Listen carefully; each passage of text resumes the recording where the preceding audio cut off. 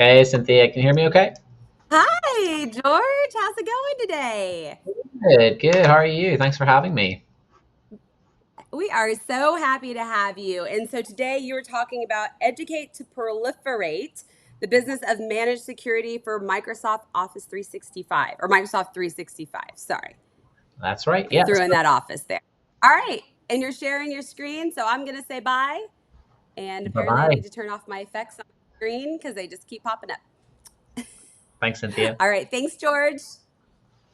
Yeah, good afternoon, everyone. I will jump straight into things. Today I'm going to be doing a little bit of talking just around the idea that your clients don't really care what vendors you're using. A lot of them don't really understand cybersecurity much at all. And so, what are some of the ways that we can start beginning to educate them so it makes our lives as MSPs easier whenever we're actually selling and marketing to them? A little bit about me for any of those who don't know. George Smith, Head of Community and Strategic Partnerships here at Augment. And if you haven't heard of Augment, we're all about simplifying M365 security for MSPs. We're SOC 2 Type 2 certified, GDPR compliant, and have over 1 million licenses sold worldwide. We only sell and work with MSPs. That's the purpose of our platform, is to bring multi-tenancy to the M365 environment. Quick thing, if anybody wants to add me on LinkedIn or send me an email, I'll just go back there if you want to note that down or anything. I am happy to share any of these slides with all of the facts and stats that I use. The whole purpose of this is to kind of really equip any of the MSPs here today or watching this in the future with some information that they can regurgitate or share with their customers. Prior to Augment, I actually worked in business development for an MSP, so I'm very familiar with the kind of conversations that a lot of you guys have with your end user clients. So first stat is a good one. Some of you may have seen before. 66% of small to medium businesses had at least one cyber incident in the past 2 years, according to Microsoft. So as you all know, this stuff is rampant. It's happening all the time. The key one that I like to highlight after that is it's happening all the time. It's impacting a lot of people.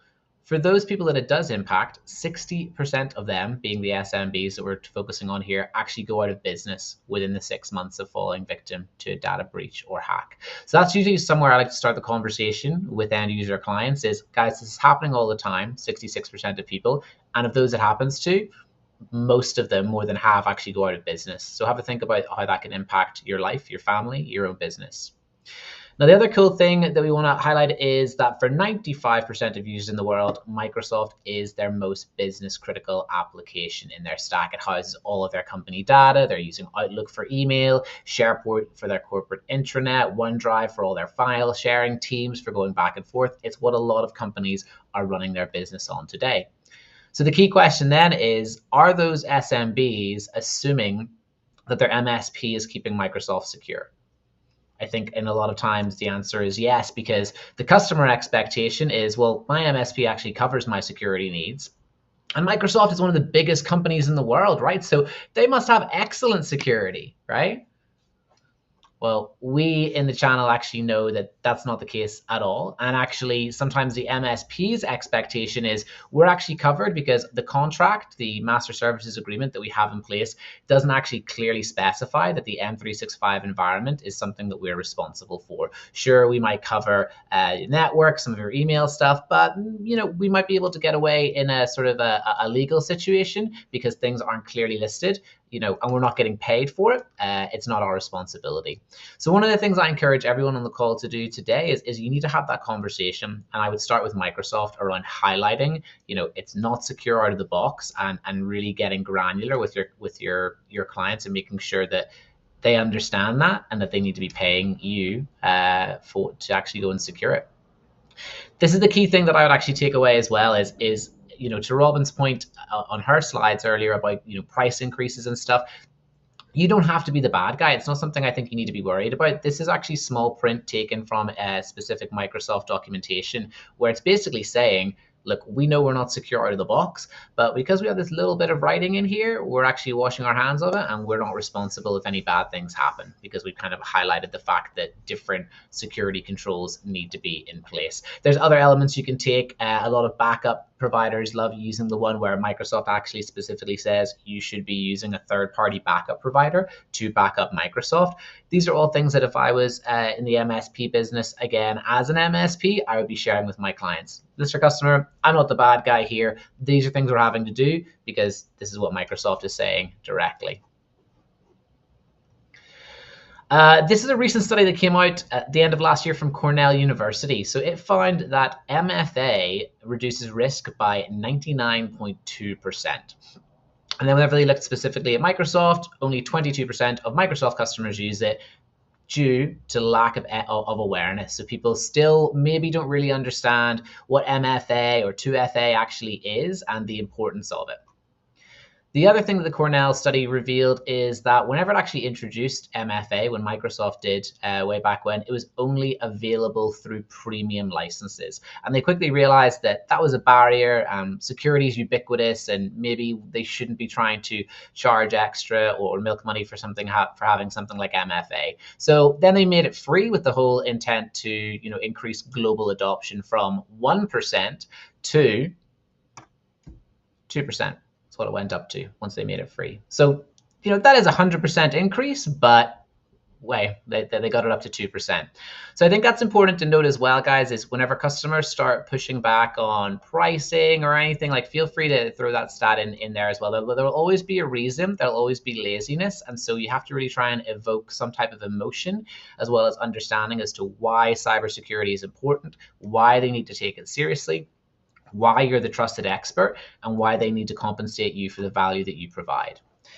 This is the key thing as well. One of my favorite stats to highlight in 2023, misconfigurations at 23% now clinches the top position for #1 security related incidents. So it's more than user error or data compromises. It's identifying the fact that technology continues to become more integrated, more advanced, it's rapidly evolving, and it's becoming more and more difficult for technicians, MSPs, IT directors, whoever, to make sure everything is set up correctly and configured properly. It's getting harder to build those defenses and make sure everything is airtight whenever it comes to a cybersecurity program.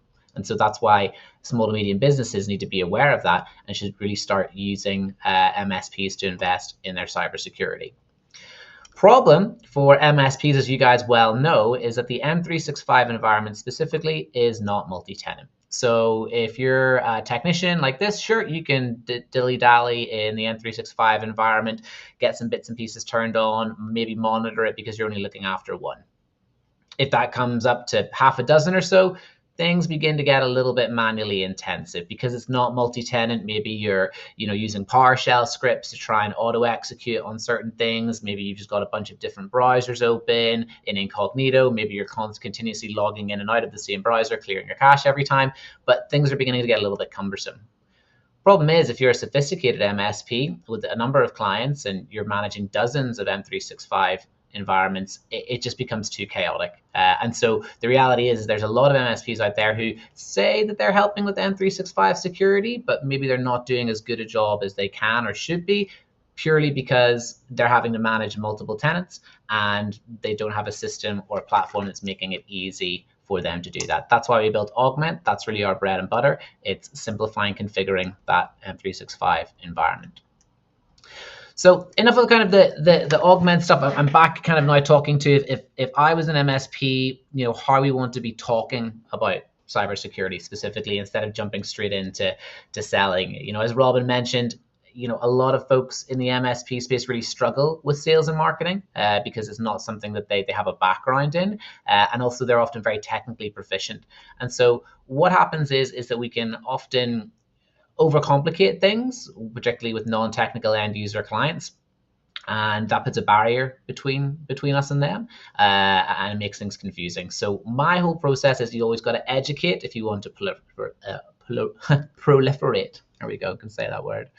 So in terms of one of the things that I would do to do that is simply break down into simple terms what a breach looks like. Everyone's hearing like, this company got hacked, this hospital was breached, this happened, but make sure your clients actually understand what that means. And we don't need to go into the same level of detail, around some of the attacks and specifically what they do. Again, that might be a little bit overwhelming, but beginning to explain basic concepts like phishing. Okay, so what is phishing? You guys already know.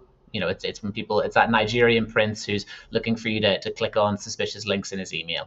That's a part of a larger process around social engineering. So kind of manipulating people, building their trust, letting them click on things or give access to things that they really shouldn't be giving access to. Then we've got things like actual like identity security. So again, privileged access management, are those postures, those policies, is everything configured? Do we have MFA in place? These are all the checks that need to be in place to make sure that if a user does click on something, there's redundancies in place to limit the damage that can be done. Then if a bad actor actually does get access to corporate systems, maybe there's not certain alerts or protocols in place to notify anyone that that's happened. I think there's a stat out there where it's like over 200 days or something is the average time it takes for a breach to be uncovered, let alone actually dealt with. And then finally, around what happens at the end of a breach. Well, there's data loss. So corporate files are corrupted or deleted, ransomware is deployed, you can't get access. And so that's kind of what a breach looks like, very, very simply in 5 key stages that you could maybe even explain to your kids or a very non-technical end user. Once they've grasped the concept of what a breach looks like, that it's not the Death Star exploding all of a sudden due to some pesky teenagers, it's actually a very well constructed series of events, you can then begin to talk about how you prevent that. So again, with phishing, what do? We've got anti-phishing. We're actually just going to block the majority of those emails. Okay, we have that ability. We've got sophisticated IT products in place that are just going to block a lot of those emails. What about if one email does get through? How can we make sure that our staff are equipped to not click on things they shouldn't be clicking on? Well, we have CSAT training, cybersecurity training, all of those things to make sure that we're increasing the IQ from a cybersecurity point of view of your staff. And this is something that's becoming more prevalent in the market as well. Again, Robin alluded to it with more and more people not calling up and saying, hey, I need more cybersecurity. Hey, it's I need this bit of paper stamped with your approval, or I need this thing signed to say that I've done the security training as part of this audit or as part of this application for my cybersecurity, or to comply with this particular framework that we need to adhere to. So again, lean into that and use that as an open door to have this conversation as part of why that's important, how breaches are happening, and the services that you can deliver to make sure that you're increasing the security of your clients. Then moving on to user security. Simple thing, making sure everyone's got MFA on. Go back to those stats talking about how 92% of hacks are prevented just by having MFA on in relation to Microsoft. Making sure then you can actually outline some of the checks that need to be in place. We have some reports that clearly highlight, like here's the 40, 50 different things that need to be configured within Microsoft in order to increase the security and harden that environment that you're working in. And as you can see, Mr. Customer, there's not a lot in place today. That's something we want to change.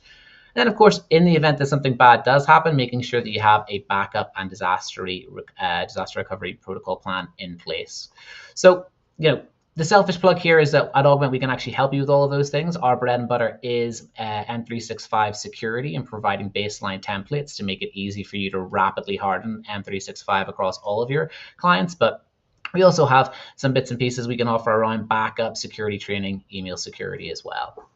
Now, whenever it comes to talking about this, I'm a big believer that security reports should be easy to understand. If you hand over something with a bunch of code in it or too many big words, again, the eyes might start to glaze over. So this is one of our posture reports. You can clearly see there's the check, there's the status, it's color coded, green is good, red is bad, orange is half baked and needs some attention. There's the rationale behind it. So this is actually taken from Microsoft. This is why this thing is important, Mr. Customer. And then some interesting things that you may or may not want to highlight, depending on how detailed you want to get with a customer. So on the right-hand side, we actually have the secure score impact. Mr. Customer, today, your security score is only 21. If we do these things, we will be able to increase it by 10 or 20 if we actually configure these policies. On the MSP side of things, maybe you're mapping things to different protocols like NIST or CIS. We have a column specifically for that to help make lining or connecting the dots easier. But my particular favorite one is the conversation around the M365 license type. Maybe there's some folks here in the audience that are trying to standardize on business premium licenses because it's It's a superior license. It gives you access to more security features. But whenever you try and have that conversation with your customer, they turn around and say, well, my PowerPoint works great. Email's doing fine. I like Excel. I don't like the word premium. Like, why would I upgrade to premium? That doesn't make sense. And it's because it comes back to education. What a lot of customers don't understand is that the business premium licensing isn't making your PowerPoint or Excel better. It's not really enhancing that productivity app set. It's giving you, the MSP, access to additional security tools that will enhance their security. And this report actually outlines what comes with the different license types. So you can go through and say, this is a business premium license feature. This is a business premium license feature. And as you can see in this report, we don't even have any information available to share with you because we don't have access to that data. That is why we want to upgrade you to business premium and standardize you on the business premium license set. So something to think about there. In terms of talking about security, I'm a big fan of the phrase demonstrate, don't argue, right? You don't want to get into arguments with your customers. And frankly, if people really want to nitpick about some of the cybersecurity offerings that you have, you maybe don't want them as a client in the first place. If they're the kind of person that's like, look, I don't want MFA because it's a hassle, walk away, because they are the person that is going to likely suffer a breach because MFA wasn't turned on and then turn around and point the finger at you. Okay, so you're the IT expert. Cement yourself as the IT expert and don't let your customers dictate the support of IT. So in terms of talking about security, yeah, keep it simple. I was doing a presentation once back at the MSP I worked for a hospital board. The owner was there. They asked a particular question, and he spoke for 6 minutes in a very, very, very detailed technical language, and I could see the hospital board's eyes beginning to glaze over before I kind of rudely interrupted him and said, this is the problem. This is how we're going to fix it. This is how much it's going to cost. That's all they wanted to know. And we got the contract and moved from there. So again, keep it simple.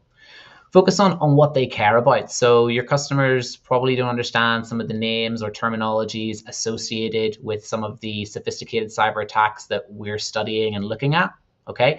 Again, they just care about what's the problem, how are you going to fix it, how much is it going to cost me? Why should I pick you over the incumbent MSP or an alternative solution? Again, speaking of solutions, they don't even care about what vendors you're using. They don't care about a cyber QP or an augment. What they care about is their Microsoft security score is going to go up and that environment is hardened, that they don't have to bug people about password resets, other things like that. So focus on the value of the service you provide and the quality.